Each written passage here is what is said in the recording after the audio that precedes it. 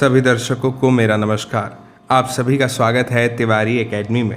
आज के इस वीडियो में हम बात करने वाले हैं कक्षा 12 के सामाजिक विज्ञान में राजनीति विज्ञान के अध्याय 2 की, जिसका शीर्षक है दो ध्रुवीयता का अंत। जैसा कि हम जानते हैं कि हमने इस पाठ्यपुस्तक पर अध्याय 1 पर वीडियो बना करके अपने चैनल की प्लेलिस्ट में अपलोड कर दिया है। अगर आपने अब तक उस वीडियो को नहीं देखा है तो मेरी आपसे गुजारिश है कि आप हमारे चैनल की प्लेलिस्ट में जाएं और उस वीडियो को ज़रूर देखिएगा। चलिए शुरू करते हैं आज के इस वीडियो को। इस वीडियो की शुरुआत हम करेंगे इस अध्याय के परिचय के साथ में। क्या दिया हुआ है पहले मैं थोड़ा सा पढ़ देता हूँ आपके सामने, फिर हम एक्सप्लेनिंग की ओर बढ़ेंगे। शीत युद्ध के सबसे सरगर्म दौर में बर्लिन दीवार खड़ी की गई थी और यह दीवार शीत युद्ध का सबसे बड़ा प्रतीक थी। 1989 में पूर्वी जर्मनी की आम जनता ने इस दीवार को गिरा दिया। पूरा का पूरा घटनाक्रम हमारे सामने आ जाता है जब हम ऐसे शब्दों को, ऐसी कहानियों को, ऐसे किस्सों को पढ़ते हैं। आप तो जानते ही हैं कि इतिहास हो, भूगोल हो या हो राजनीति विज्ञान, हमारी कल्पना शक्ति का खासा महत्व है ना। ठीक है, तो हमसे ये बताया गया है कि शीत युद्ध का जो सबसे सरगर्म दौर था ना, वो बर्लिन दीवार खड़ी की गई थी उस समय, और ये दीवार शीत युद्ध का सबसे बड़ा प्रतीक थी, सिंबल थी, है ना। और समय क्या बताया, 1989, आप याद रखिएगा। इस समय पूर्वी जर्मनी की जो आम जनता थी उसने इस दीवार को गिरा दिया। हमें ये बताया है कि ये जो घटना थी, ये जो, या फिर आप कह लीजिए कि जो नाटकीय घटना है, इसके बाद क्या हुआ, और भी ऐतिहासिक घटनाक्रम सामने आए नाटकीय तरीके से। इसकी परिणति जो है वो दूसरी दुनिया के पतन और शीत युद्ध की समाप्ति में हो जाती है। समझने वाली जो बात है वो ये है कि दूसरे विश्व युद्ध के बाद विभाजित हो चुके जर्मनी का अब एकीकरण हो जाता है। दोस्तों, मैं आपको बता दूं कि जो सोवियत संघ है उसके खेमे में शामिल पूर्वी यूरोप के 8 देश एक एक करके जनता के प्रदर्शनों को देख करके अपने साम्यवादी शासन को वो बदल देते हैं। शीत युद्ध का जब अंत होता है तो उसके समय सोवियत संघ को यह सब चुपचाप देखते रहना पड़ता है। ऐसा किसी सैन्य मजबूरी से नहीं होता, बल्कि आम जनता की सामूहिक कार्रवाई के दबाव के कारण होता है। मैं आपको बता दूं कि अंत में खुद सोवियत संघ का विघटन हो जाता है। इस अध्याय में क्या करेंगे, इस अध्याय में हम दूसरी दुनिया के विघटन के आशय, कारण और परिणामों के बारे में चर्चा करेंगे। मैं आपको बता दूं कि हम ये भी चर्चा करेंगे कि सोवियत शासन जो है उसके पतन के बाद दुनिया के इस हिस्से में और क्या हुआ और अब इन देशों से भारत के रिश्ते कैसे हैं, इन सब पर हम चर्चा करेंगे। आप ये चित्र देख रहे हैं, ये चित्र में हमें क्या बताया गया है मैं आपको बताता हूँ। बर्लिन की दीवार पूंजीवादी दुनिया और साम्यवादी दुनिया के बीच विभाजन का प्रतीक थी, सिंबल थी, बंटवारे को बताती थी। 1961 में हुआ ये कि ये दीवार बनी और पश्चिमी बर्लिन को पूर्वी बर्लिन से अलग कर दिया इसने। 150 किलोमीटर से भी ज़्यादा लंबी ये जो दीवार है 28 वर्षों तक, सोचिएगा, खड़ी रही और आखिरकार जनता ने इससे भी समझिएगा कि जनता ने इसे 9 नवंबर 1989 को तोड़ दिया। यह दोनों जर्मनी के एकीकरण और साम्यवादी खेमे की समाप्ति की शुरुआत थी। यहाँ दिए गए जो चित्र हैं वो इसी कथाक्रम को सामने रखते हैं। सबसे पहला चित्र में आप देख सकते हैं लोग दीवार में छोटा सा छेद कर रहे हैं। दूसरे में मुक्त आवागमन को संभव बनाने के लिए दीवार के एक हिस्से को गिरा दिया गया है और फिर 1989 से पहले बर्लिन की दीवार को देखा जा सकता है। चित्र जो है फ्रेडरिक रैम द्वारा है, यूनिवर्सिटी ऑफ यूटाह से साभार। चलिए अब आगे बढ़ते हैं और बढ़ते हुए बात करते हैं इस शीर्षक की, जो हमें सबसे पहले देखना है परिचय के बाद में। क्या है यह शीर्षक? यह शीर्षक है सोवियत प्रणाली क्या थी। आप जानते हैं कि हम सोवियत संघ के नेताओं के विषय में पिछले ही अध्याय से एक क्रम में देखते आ रहे हैं इस शीर्षक को कि सोवियत प्रणाली क्या थी। समझने से पहले ये जो चित्र आप देख रहे हैं इसके बारे में पढ़ लेते हैं। सोवियत संघ के नेता व्लादिमीर लेनिन है। 1870 से 1924 के बीच की कहानी है, समझिएगा। बोल्शेविक कम्युनिस्ट पार्टी के ये संस्थापक हैं।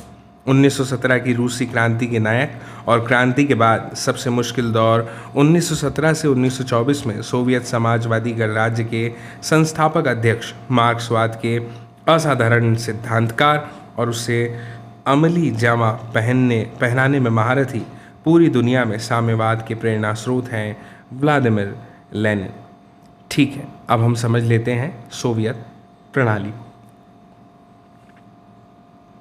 दोस्तों, समाजवादी सोवियत गणराज्य यानी यूएसएसआर रूस में हुई 1917 की समाजवादी क्रांति के बाद अस्तित्व में आ जाता है। यह क्रांति पूंजीवादी व्यवस्था के विरोध में हुई थी, याद रखिएगा, और समाजवाद के आदर्शों और समतामूलक समाज की ज़रूरत से ये प्रेरित थी। हमें यह भी बताया है कि यह मानव इतिहास में निजी संपत्ति की संस्था को समाप्त करने और समाज को समानता के सिद्धांत पर सचेत रूप से रचने की सबसे बड़ी कोशिश थी, सबसे बड़ा प्रयास था। किसकी बात कर रहे हैं हम? समाजवादी सोवियत गणराज्य यूएसएसआर रूस में हुई 1917 की समाजवादी क्रांति के बाद जो अस्तित्व में आया था, इसकी बात कर रहे हैं यूएसएसआर की। ठीक है दोस्तों, ऐसा करने में क्या था कि सोवियत प्रणाली जो है, इसके निर्माताओं ने क्या किया, राज्य और पार्टी की संस्था को प्राथमिक महत्व दिया, प्रायोरिटी दी। सोवियत राजनीतिक प्रणाली की धुरी कम्युनिस्ट पार्टी थी, है ना, और इसमें किसी अन्य राजनीतिक दल का या विपक्ष के लिए कोई जगह नहीं थी। समझिएगा, अर्थव्यवस्था योजनाबद्ध और राज्य के नियंत्रण में थी। फिर दूसरे पैराग्राफ में हमें ये समझाया गया है कि दूसरा विश्व युद्ध जब हो जाता है तो उसके बाद जो पूर्वी यूरोप है उसके देश सोवियत संघ के अंकुश में आ जाते हैं, नियंत्रण में आ जाते हैं। ठीक है, दूसरे विश्व युद्ध के बाद कौन आ जाता है? पूर्वी यूरोप। कहाँ आ जाते हैं? सोवियत संघ के अंकुश में। दोस्तों, सोवियत सेना ने इन्हें फासीवादी ताकतों के चंगुल से मुक्त कराया था। इन सभी देशों की अगर बात करें तो राजनीतिक और सामाजिक व्यवस्था को सोवियत संघ की समाजवादी प्रणाली की तर्ज पर ही ढाला गया। इन्हें ही दोस्तों समाजवादी खेमे में देश या दूसरी दुनिया कहा जाता है। मैं आपको बता दूं कि इस खेमे का नेता समाजवादी सोवियत गणराज्य था। दूसरे विश्व युद्ध के बाद सोवियत संघ महाशक्ति के रूप में उभर जाता है। अमेरिका को छोड़ दें तो सोवियत संघ की अर्थव्यवस्था शेष विश्व की तुलना में कहीं ज़्यादा विकसित थी। दोस्तों, सोवियत संघ की संचार प्रणाली बहुत ही उन्नत थी, है ना, और इसके पास विशाल ऊर्जा संसाधन था जिसमें खनिज तेल, लोहा और इस्पात तथा मशीनरी उत्पाद शामिल हैं। दोस्तों, सोवियत संघ के दूर दराज के इलाके भी आवागमन की सुव्यवस्थित और विशाल प्रणाली के कारण आपस में जुड़े हुए थे। मैं आपको बता दूं कि सोवियत संघ का जो घरेलू उपभोक्ता उद्योग है वो भी बहुत उन्नत था संचार के साथ में। और पेन से लेकर, ये बोलने की बात होती है, पेन से लेकर कार तक सभी चीज़ों का उत्पादन यहाँ होता था। बोलने की बात से तात्पर्य मेरा था कि समझाने का तरीका एक ढंग है ना, कि सब कुछ उपलब्ध है, पेन से लेके कार तक। सोचिएगा, हालांकि सोवियत संघ के उपभोक्ता उद्योग में बनने वाली वस्तुएं गुणवत्ता यानी क्वालिटी के लिहाज से पश्चिमी देशों के स्तर की नहीं थी, कमतर थी, लेकिन सोवियत संघ की जो सरकार थी उसने अपने सभी नागरिकों के लिए एक न्यूनतम जीवन स्तर सुनिश्चित तो कर ही दिया था, है ना। दोस्तों, सरकार बुनियादी ज़रूरत की चीज़ें मसलन स्वास्थ्य सुविधा, शिक्षा, बच्चों की देखभाल तथा लोक कल्याण की अन्य चीज़ें रियायती दर पर मुहैया कराती थी। बेरोजगारी थी नहीं, मिल्कियत का प्रमुख रूप राज्य का स्वामित्व था और भूमि और अन्य उत्पादक संपदाओं पर स्वामित्व होने के अलावा नियंत्रण भी राज्य का ही था। मैं आपको बता दूं कि बहरहाल सोवियत प्रणाली पर नौकरशाही का शिकंजा कसता चला गया। यह प्रणाली सत्तावादी होती गई और नागरिकों का जीवन इससे काफ़ी कठिन होता चला गया। लेकिन फिर भी यहाँ पर जो बात हमें दी गई है समझने वाली, वो ये है कि लोकतंत्र और अभिव्यक्ति की आज़ादी नहीं होने के कारण लोग अपनी असहमति अक्सर चुटकुलों और कार्टूनों में व्यक्त किया करते थे। दोस्तों, सोवियत संघ की अधिकांश संस्थाओं में सुधार की ज़रूरत थी। सोवियत संघ में एक दल यानी कम्युनिस्ट पार्टी का शासन था और इस दल का सभी संस्थाओं पर गहरा खासा अंकुश था।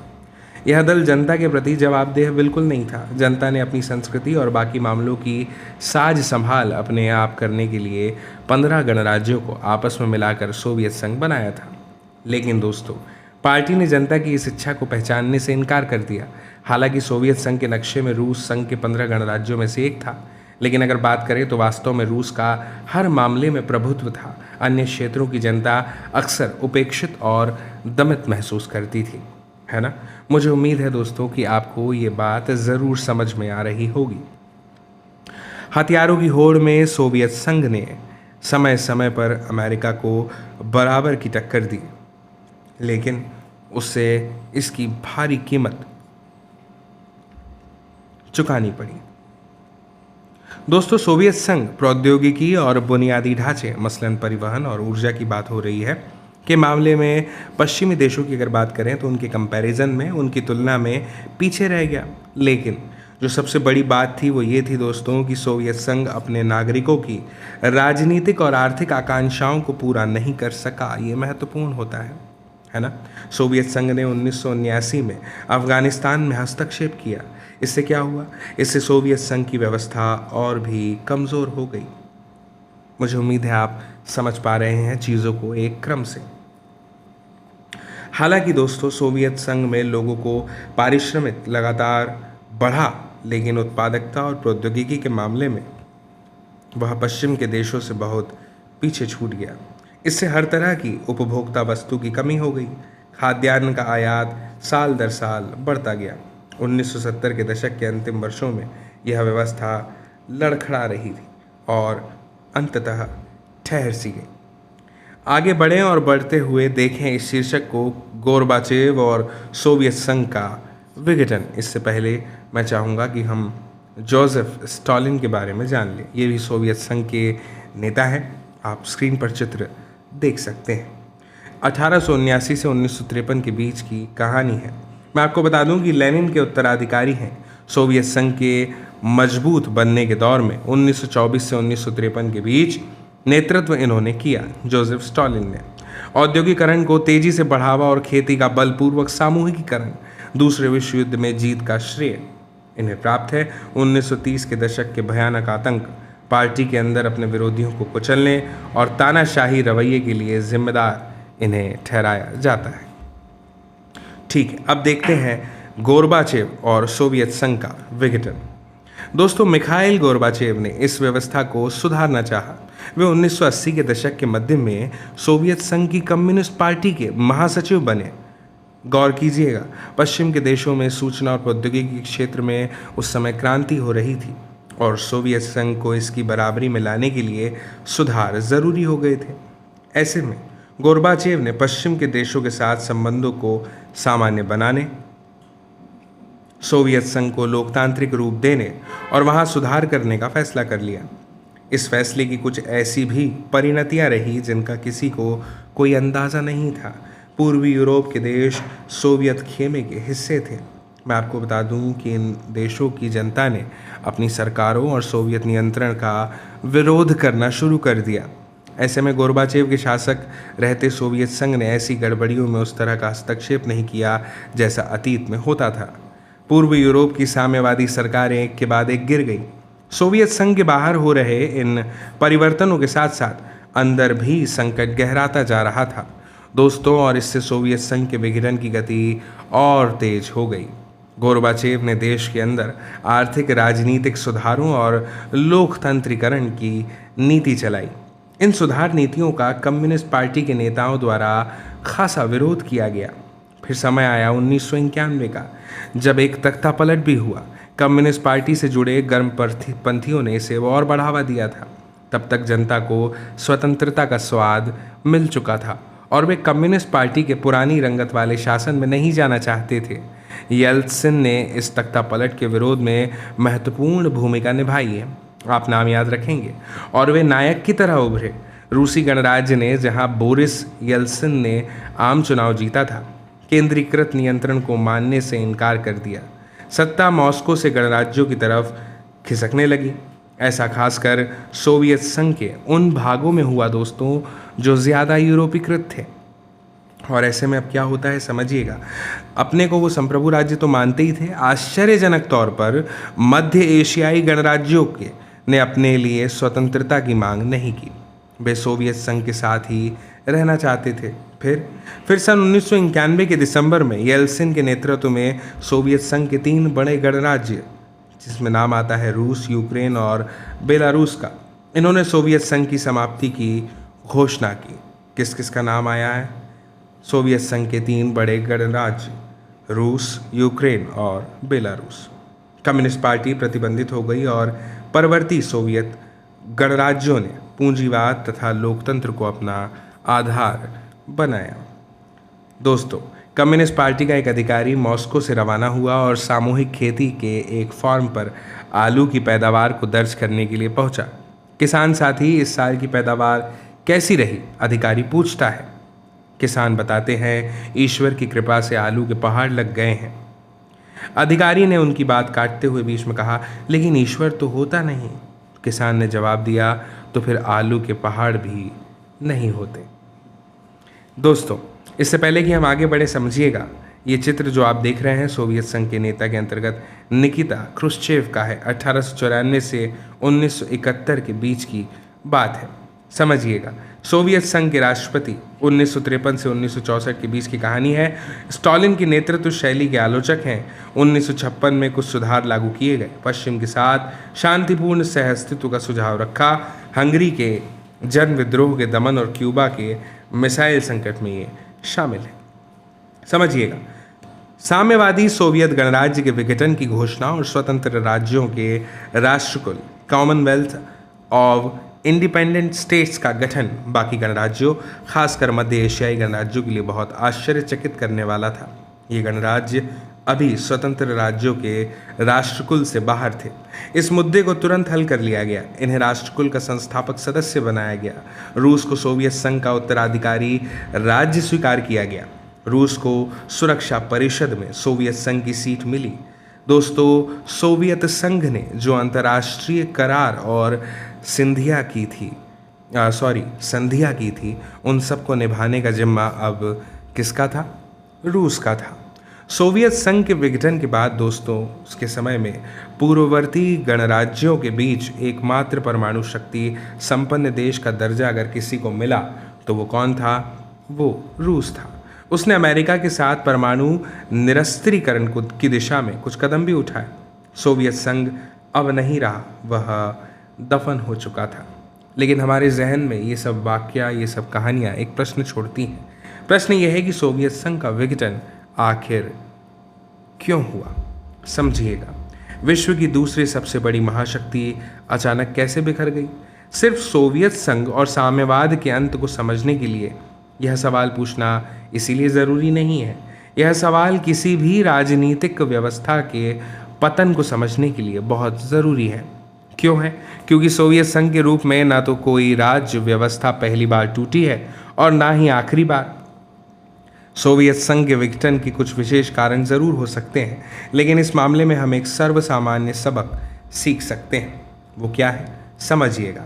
इसमें दोस्तों कोई डाउट नहीं है, कोई संदेह नहीं है कि सोवियत संघ की राजनीतिक आर्थिक संस्थाएं अंदरूनी कमजोरी के कारण लोगों की आकांक्षाओं को पूरा नहीं कर सकी। यही सोवियत संघ के पतन का कारण रहा। एक बार फिर से समझिएगा, मैंने क्या कहा कि जो सोवियत संघ है उसकी जो संस्थाएं थी, कौन सी संस्थाएं होती हैं? राजनीतिक संस्थाएं, आर्थिक संस्थाएं, है ना। ये अंदरूनी कमजोरियों के कारण, संस्थाओं की अपनी अंदरूनी कमजोरियों के कारण लोगों की जो आकांक्षाएं थी, जो अपेक्षाएं थी, उसको पूरा नहीं कर पाई और यही सबसे बड़ा कारण बना सोवियत संघ के पतन का। दोस्तों, कई सालों तक अर्थव्यवस्था इससे गतिरुद्ध रही और इससे उपभोक्ता वस्तुओं की बड़ी कमी हो गई और सोवियत संघ की आबादी का एक बड़ा हिस्सा अपनी राज्य व्यवस्था को शक की नज़र से देखने लगा, उस पर खुलेआम सवाल खड़े करने शुरू किए। समझिएगा, यह व्यवस्था इतनी कमज़ोर कैसे हुई और अर्थव्यवस्था में गतिरोध आखिर क्यों आया? इसका उत्तर काफ़ी हद तक साफ है। इस सिलसिले में एक बात एकदम स्पष्ट है कि सोवियत संघ ने अपने संसाधनों का अधिकांश परमाणु हथियार और सैन्य साजो सामान पर लगाया। उसने अपने संसाधन पूर्वी यूरोप के अपने पिछलग्गू देशों के विकास पर भी खर्च किए ताकि वे सोवियत नियंत्रण में बने रहें। इससे सोवियत संघ पर गहरा आर्थिक दबाव बना और सोवियत व्यवस्था इसका सामना नहीं कर सकी। ठीक है ना।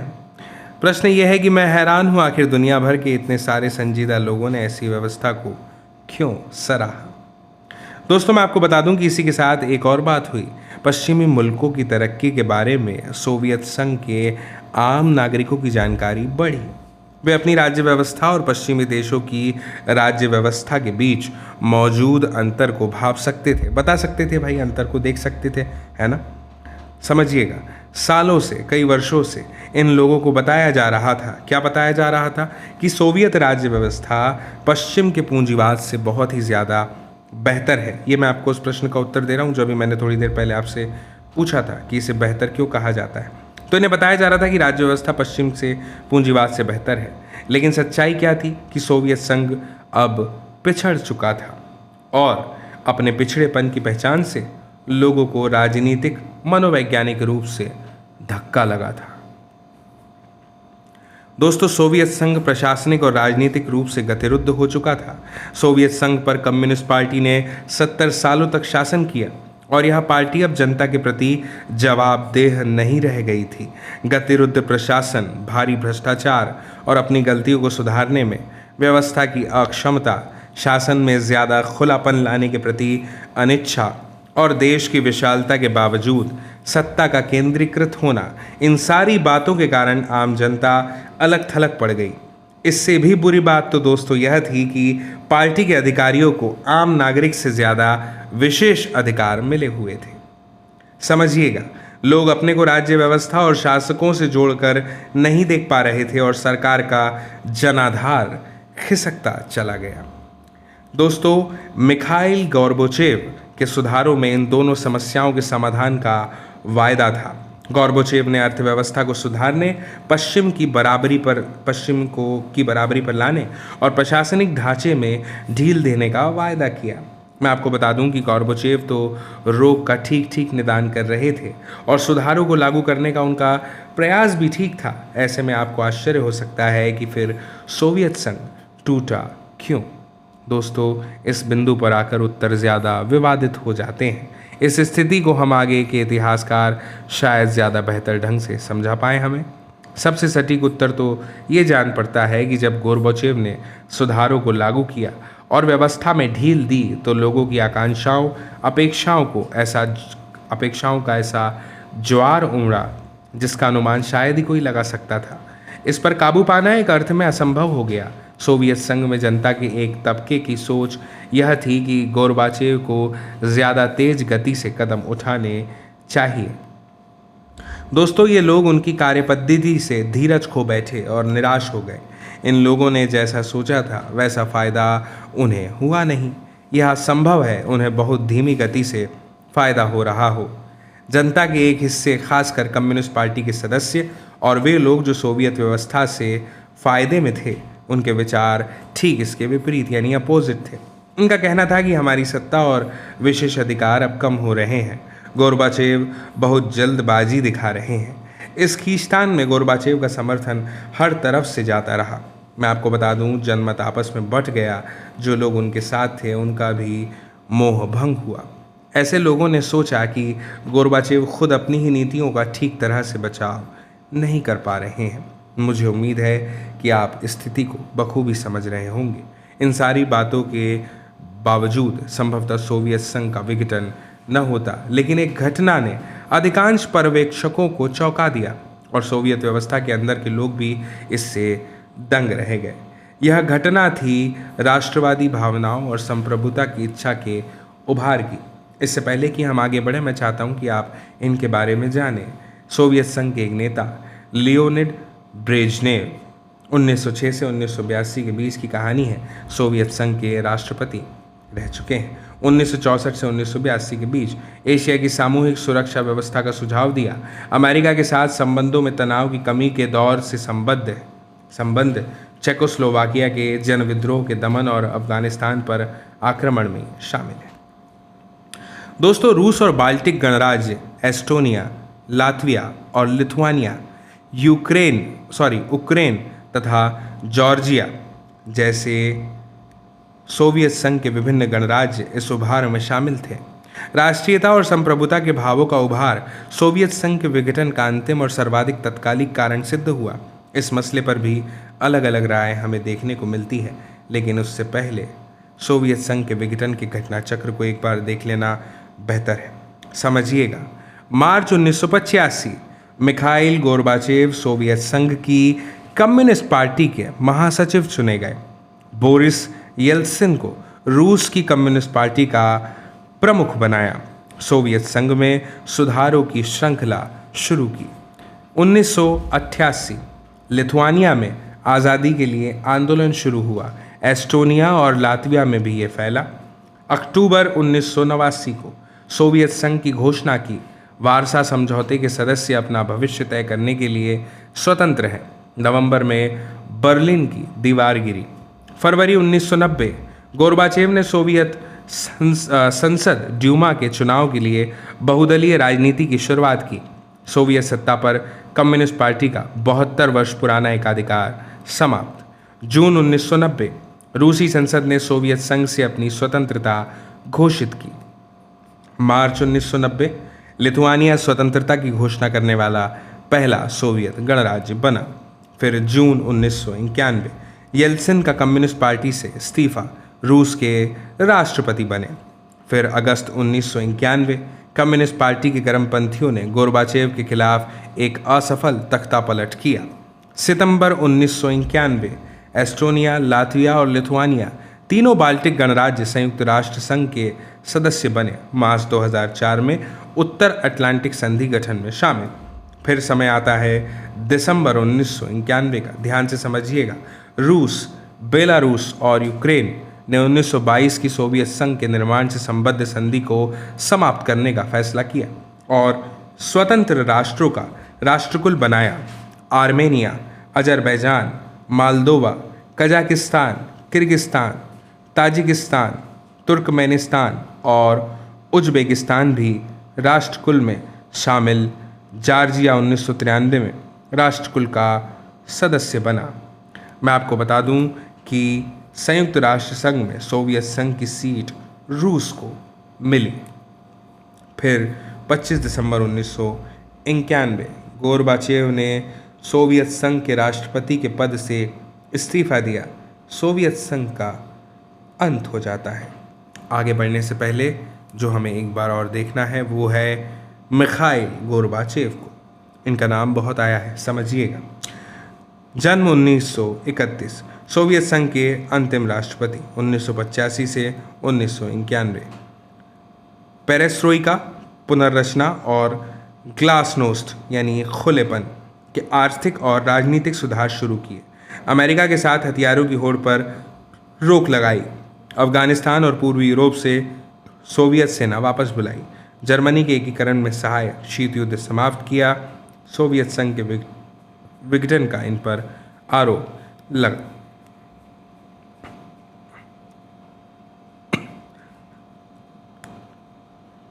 एक विचार तो यह है कि राष्ट्रीयता की भावना, दोस्तों समझिएगा, राष्ट्रीयता की भावना और तड़प सोवियत संघ के समूचे इतिहास में कहीं न कहीं जारी थी और चाहे सुधार होते या न होते, सोवियत संघ में अंदरूनी संघर्ष होना ही था।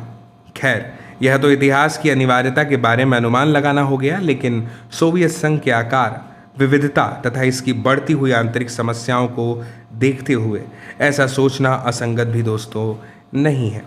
समझने वाली बात यह है कि कुछ अन्य लोग सोचते हैं कि गोर्बाचेव के सुधारों ने राष्ट्रवादियों के असंतोष को इस सीमा तक भड़काया कि उस पर शासकों का नियंत्रण नहीं रहा। अब यहाँ पर विडंबना क्या है कि शीत युद्ध के दौरान बहुत से लोग सोचते थे कि सोवियत संघ के मध्य एशियाई गणराज्यों में राष्ट्रवादी आकांक्षाओं का उभार सबसे दमदार होगा, क्योंकि ये गणराज्य रूस से धार्मिक और नस्ली लिहाज से अलग और आर्थिक रूप से पिछड़े हुए थे। लेकिन हुआ यह कि सोवियत संघ के प्रति राष्ट्रवादी असंतोष यूरोपीय और अपेक्षाकृत समृद्ध गणराज्यों रूस, यूक्रेन, जॉर्जिया और बाल्टिक क्षेत्र में सबसे प्रबल नजर आया। यहाँ के आम लोग अपने को मध्य एशियाई गणराज्यों के लोगों से अलग थलग महसूस कर रहे थे।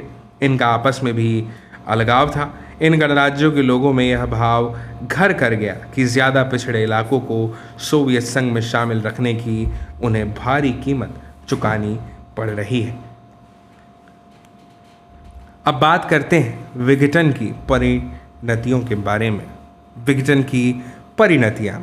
दोस्तों, सोवियत संघ की दूसरी दुनिया और पूर्वी यूरोप की समाजवादी व्यवस्था के पतन के परिणाम विश्व राजनीति के लिहाज से गंभीर रहे। इसे मोटे तौर पर 3 प्रकार से दूरगामी परिवर्तन इससे हुए। हर परिवर्तन के बहुत सारे प्रभाव हुए। उन सभी प्रभावों को यहाँ पर सूचीबद्ध करना उचित नहीं होगा। इससे पहले कि हम आगे बढ़ें, आप देखिए बोरिस येल्सिन 1931 से 2007, रूस के पहले चुने हुए राष्ट्रपति 1991 से 1999 तक कम्युनिस्ट पार्टी में सत्ता केंद्र तक पहुँचे। गोरबाचेव द्वारा मॉस्को के मेयर बनाए गए। बाद में गोरबाचेव के आलोचकों में शामिल और कम्युनिस्ट पार्टी से इस्तीफा। 1991 में सोवियत संघ के शासन के खिलाफ विरोध का नेतृत्व किया। सोवियत संघ के विघटन में केंद्रीय भूमिका भी निभाई। साम्यवाद से पूंजीवाद की ओर संक्रमण के दौरान रूसी लोगों को हुए कष्ट के लिए जिम्मेदार इन्हें ठहराया गया। दोस्तों, अव्वल तो दूसरी दुनिया के पतन का एक परिणाम शीत युद्ध के दौर के संघर्ष की समाप्ति में हुआ। समाजवादी प्रणाली पूंजीवादी प्रणाली को पछाड़ पाएगी या नहीं, यह विचारात्मक विवाद अब कोई मुद्दा नहीं रहा। शीत युद्ध के इस विवाद ने दोनों गुटों की सेनाओं को उलझाया था, हथियारों की तेज होड़ शुरू की थी, परमाणु हथियारों के संचय को बढ़ावा भी दिया था, लेके और विश्व को सैन्य गुटों में बांटा था। शीत युद्ध के समाप्त होने से हथियारों की होड़ भी समाप्त हो गई और एक नई शांति की संभावना का जन्म हुआ। दूसरा ये है कि विश्व राजनीति में शक्ति संबंध बदल गए और इस कारण विचारों और संस्थाओं के आपेक्षिक प्रभाव में भी बदलाव आ जाता है। शीत युद्ध के अंत के समय केवल 2 संभावनाएं थी। क्या?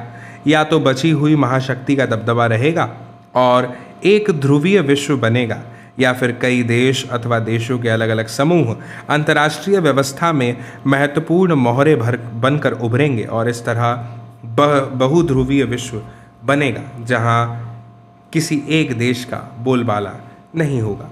लेकिन हुआ यह कि अमेरिका अकेली महाशक्ति बन बैठा। अमेरिका की ताकत और प्रतिष्ठा की शह पाने से अब पूंजीवादी अर्थव्यवस्था अंतर्राष्ट्रीय स्तर पर प्रभुत्वशाली अर्थव्यवस्था है। विश्व बैंक और अंतर्राष्ट्रीय मुद्रा कोष जैसी संस्थाएं विभिन्न देशों की ताकतवर सलाहकार बन गई, क्योंकि इन देशों को पूंजीवाद की ओर कदम बढ़ाने के लिए इन संस्थाओं ने कर्ज दिया है। दोस्तों, राजनीतिक रूप से उदारवादी लोकतंत्र राजनीतिक जीवन को सूत्रबद्ध करने की सर्वश्रेष्ठ धारणा के रूप में उभरा है। तीसरी बात यह कि सोवियत खेमे का अंत का एक अर्थ नए देशों का उदय इन सभी देशों की स्वतंत्र पहचान और पसंद है। इनमें से कुछ देश, खासकर बाल्टिक और पूर्वी यूरोप के देश, यूरोपीय संघ से जुड़ना और उत्तर अटलांटिक संधि संगठन नाटो का हिस्सा बनना चाहते थे। मध्य एशियाई देश अपनी विशिष्ट भौगोलिक स्थिति का फ़ायदा उठाना चाहते थे।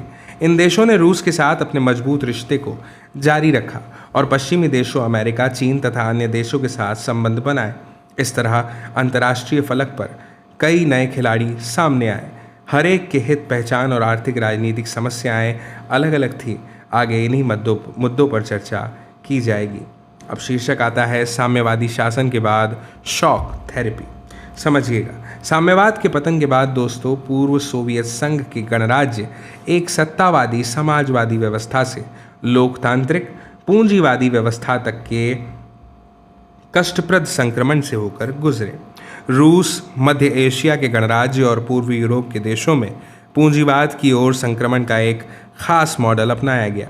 विश्व बैंक और अंतर्राष्ट्रीय मुद्रा कोष द्वारा निर्देशित इस मॉडल को शॉक थेरेपी, आघात पहुंचाकर उपचार करना कहा गया। भूतपूर्व दूसरी दुनिया के देशों में शॉक थेरेपी की गति और गहनता अलग अलग रही, लेकिन इसकी दिशा और चरित्र बड़ी सीमा तक एक जैसे थे।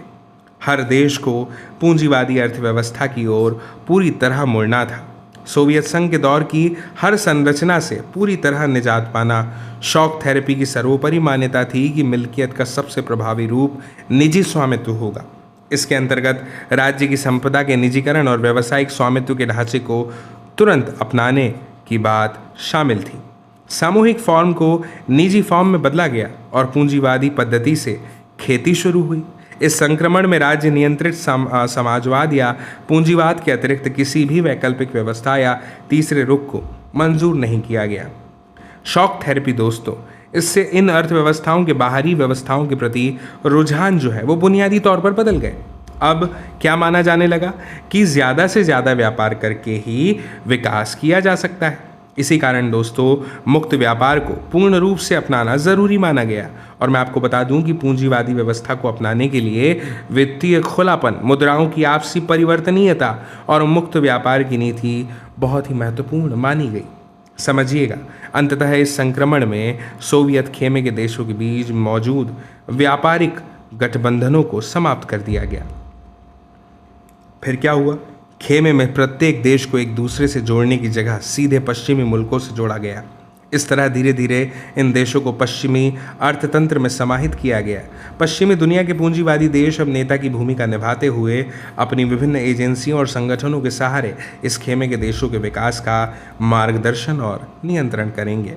शॉक थेरेपी के परिणाम क्या हुए, इसे समझिए।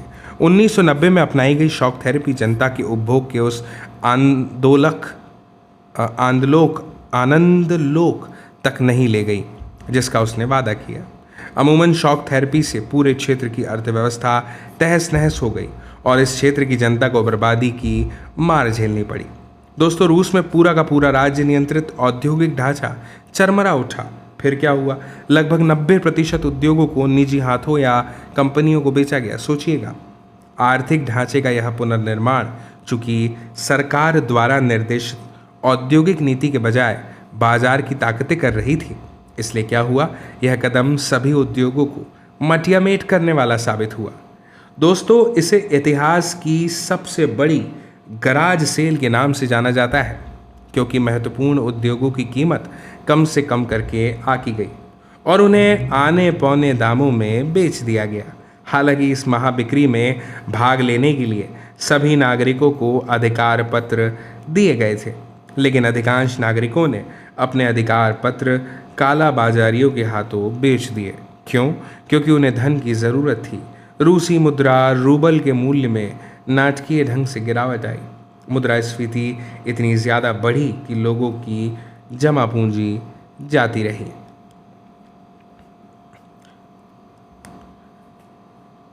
यहाँ एक छोटी सी जानकारी है कि रूस में कुल 1,500 बैंक और अन्य वित्तीय संस्थान थे, जिनमें से लगभग आधे शॉक थेरेपी के परिणाम स्वरूप दिवालिया हो गए। यह चित्र ऐसे ही एक बैंक इंकॉम का है। रूस के इस दूसरे सबसे बड़े इंकॉम के दिवालिया होने से ग्राहकों के अलावा 10,000 कंपनियां और शेयरधारकों की जमा पूंजी भी डूब गई।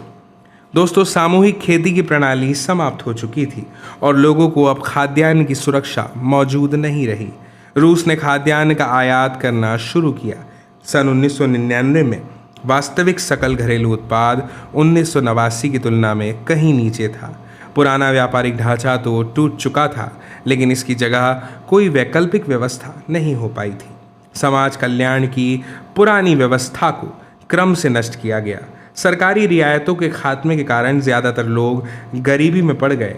मध्य वर्ग समाज के हाशिए पर आ गया और अकादमिक बौद्धिक कामों से जुड़े लोग या तो बिखर गए या बाहर चले गए। कई देशों में एक माफिया वर्ग जरायम पेशा लोग उभरा और उसने अधिकतर आर्थिक गतिविधियों को अपने नियंत्रण यानी अपने कंट्रोल में ले लिया। मैं आपको बता दूं कि प्राइवेटाइजेशन यानी निजीकरण ने नई विषमताओं को जन्म दे दिया। पूर्व सोवियत संघ में शामिल रहे गणराज्यों, खासकर रूस में अमीर और गरीब लोगों के बीच तीखा विभाजन हो गया। पहले की व्यवस्था के विपरीत अब धनी और निर्धन लोगों के बीच बहुत गहरी आर्थिक असमानता थी। आर्थिक बदलाव को बड़ी प्राथमिकता दी गई और उस पर पर्याप्त ध्यान भी दिया गया, लेकिन लोकतांत्रिक संस्थाओं के निर्माण का कार्य ऐसी प्राथमिकता के साथ नहीं हो सका। इन सभी देशों के संविधान हड़बड़ी में तैयार किए गए। रूस सहित अधिकांश देशों में राष्ट्रपति को कार्यपालिका प्रमुख बनाया गया और उसके हाथ में लगभग हर संभव शक्ति थमा दी गई। फलस्वरूप संसद अपेक्षाकृत कमज़ोर संस्था रह गई। मध्य एशिया के देशों में राष्ट्रपति को बहुत अधिक शक्तियां प्राप्त थीं और इनमें से कुछ सत्तावादी हो गए। मिसाल के तौर पर तुर्कमेनिस्तान और उज्बेकिस्तान के राष्ट्रपतियों ने पहले 10 वर्षों के लिए अपने को इस पद पर बहाल किया। और इसके बाद समय सीमा को अगले 10 सालों के लिए बढ़ा दिया। इन राष्ट्रपतियों ने अपने फैसलों से असहमति या विरोध की अनुमति नहीं दी। अधिकतर देशों में न्यायिक संस्कृति और न्यायपालिका की स्वतंत्रता को स्थापित करने का काम करना अभी भी बाकी है। मैं आपको बता दूं कि रूस सहित अधिकांश देशों की अर्थव्यवस्था ने सन 2000 में यानी अपनी आज़ादी के 10 साल बाद खड़ा होना शुरू किया। इन अधिकांश देशों की अर्थव्यवस्था के पुनर्जीवन का कारण था खनिज तेल, प्राकृतिक गैस और धातु जैसे प्राकृतिक संसाधनों का निर्यात। मैं आपको बता दूं कि रूस, कजाकिस्तान, तुर्कमेनिस्तान, उज़्बेकिस्तान और अज़रबैजान तेल और गैस के बड़े उत्पादक देश हैं। बाकी देशों को अपने क्षेत्र से तेल की पाइपलाइन गुजरने के कारण फ़ायदा हुआ। इस एवज में इन्हें किराया मिलता है। एक हद तक विनिर्माण का काम भी फिर से शुरू हुआ। अब देखते हैं संघर्ष और तनाव। समझिएगा, पूर्व सोवियत संघ के अधिकांश गणराज्य संघर्ष की आशंका वाले क्षेत्र हैं दोस्तों। अनेक गणराज्यों ने क्या किया, गृह युद्ध और बगावत को झेला है। इसके साथ साथ इन देशों में बाहरी ताकतों की दखल भी बढ़ गई है। इससे स्थिति और भी कठिन हो गई है, जटिल हुई है। रूस के 2 गणराज्यों चेचन्या और दागिस्तान में हिंसक अलगाववादी आंदोलन चले। मॉस्को ने चेचन विद्रोहियों से निपटने का जो तरीके अपनाए और जिस गैर जिम्मेदार तरीके से सैन्य बमबारी की, उसमें मानवाधिकार का व्यापक उल्लंघन हुआ, लेकिन इससे आज़ादी की आवाज़ दबाई नहीं जा सकी। दोस्तों, मध्य एशिया में तजिकिस्तान 10 वर्षों यानी 2001 तक गृह युद्ध की चपेट में रहा। इस पूरे क्षेत्र में कई सांप्रदायिक संघर्ष चल रहे हैं। अज़रबैजान का एक प्रांत नगर्नो काराबाख है। यहाँ के कुछ स्थानीय आर्मेनियाई अलग होकर आर्मेनिया से मिलना चाहते हैं। जॉर्जिया में 2 प्रांत स्वतंत्रता चाहते हैं और गृह युद्ध लड़ रहे हैं। यूक्रेन, किर्गिस्तान तथा जॉर्जिया में मौजूदा शासन को उखाड़ फेंकने के लिए आंदोलन चल रहे हैं। कई देश और प्रांत नदी जल के सवाल पर आपस में भिड़े हुए हैं।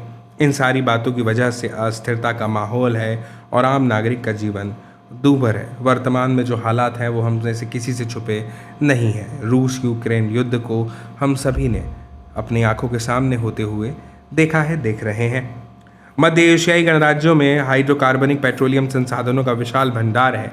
इससे इन गणराज्यों को आर्थिक लाभ हुआ है, लेकिन इसी कारण से यह क्षेत्र बाहरी ताकतों और तेल कंपनियों की आपसी प्रतिस्पर्धा का अखाड़ा भी बन चला है। दोस्तों, यह क्षेत्र रूस, चीन और अफगानिस्तान से सटा है तथा पश्चिमी एशिया से नज़दीक है। 11 सितंबर 2001 की घटना के बाद अमेरिका इस क्षेत्र में सैनिक ठिकाना बनाना चाहता था। उसने किराए पर ठिकाने हासिल करने के लिए मध्य एशिया के सभी राज्यों को भुगतान भी किया और अफगानिस्तान तथा इराक में युद्ध के दौरान इन क्षेत्रों से अपने विमानों को उड़ाने की अनुमति ली। रूस इन राज्यों को अपना निकटवर्ती विदेश मानता है और उसका क्या मानना है कि इन राज्यों को रूस के प्रभाव में रहना चाहिए। खनिज तेल जैसे संसाधन की मौजूदगी के कारण चीन के हित भी इस क्षेत्र से जुड़े हैं और चीनियों ने सीमावर्ती क्षेत्रों में आकर व्यापार करना शुरू किया है। दोस्तों, पूर्वी यूरोप में चेकोस्लोवाकिया शांतिपूर्व 2 भागों में बट गया। चेक तथा स्लोवाकिया नाम के 2 देश बन गए, लेकिन सबसे गहन संघर्ष बाल्कन क्षेत्र के गणराज्य यूगोस्लाविया में हुआ। सन 1991 में बाद यूगोस्लाविया कई प्रांतों में टूट गया और इसमें शामिल बोस्निया, हर्जेगोविना, स्लोवेनिया तथा क्रोएशिया ने अपने को स्वतंत्र घोषित कर दिया। यहाँ नाटो का हस्तक्षेप करना पड़ा। यूगोस्लाविया पर बमबारी हुई। जातीय संघर्ष ने गृह युद्ध का रूप ले लिया। दोस्तों, अब हम देखते हैं पूर्व साम्यवादी देश और भारत। समझिएगा दोस्तों, भारत ने साम्यवादी रह चुके सभी देशों के साथ अच्छे संबंध कायम किए हैं, लेकिन भारत के संबंध रूस के साथ सबसे ज़्यादा गहरे हैं। भारत की विदेश नीति का एक महत्वपूर्ण पहलू भारत का रूस के साथ संबंध है।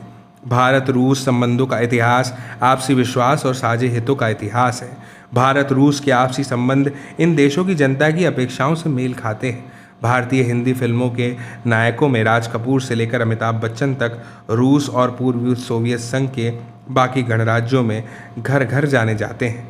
आप इस क्षेत्र में हिंदी फिल्मी गीत बजते सुन सकते हैं और भारत यहाँ के जनमानस का एक अंग है। मैं आपको बता दूं कि रूस और भारत दोनों का सपना बहुध्रुवीय विश्व का है।